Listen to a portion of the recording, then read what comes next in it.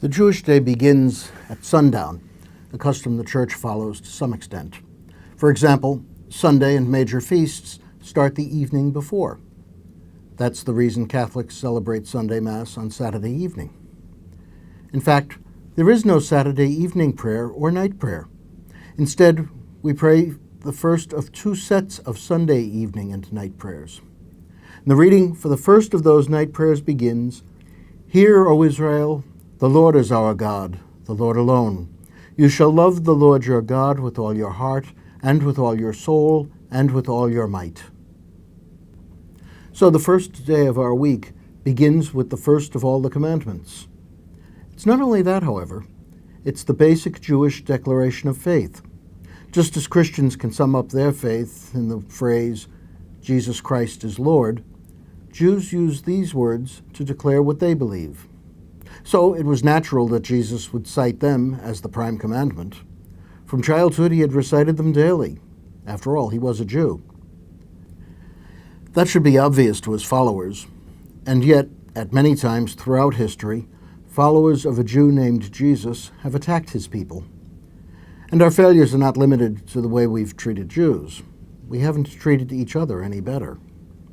In fact, looking at the way I treat people around me would not be a good advertisement for Christianity. What's gone wrong in our lives?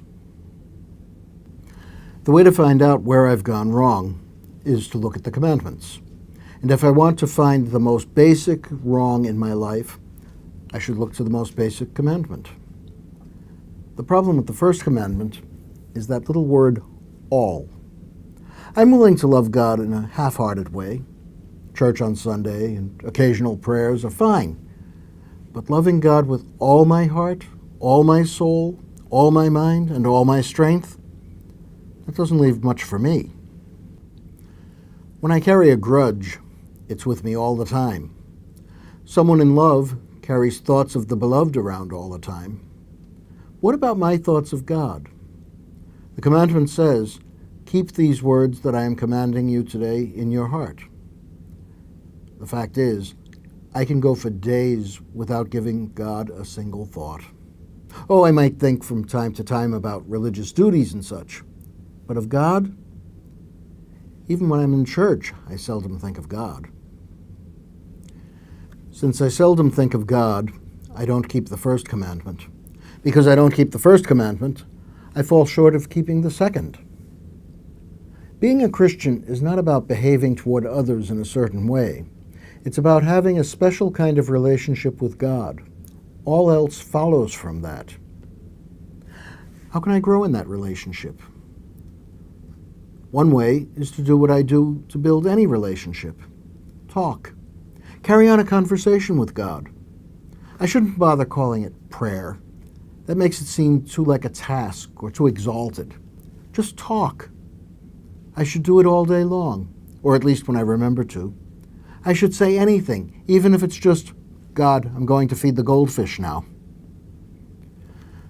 Such an ongoing conversation with God could gradually lead me to keeping love of God in my heart, soul, mind, and strength.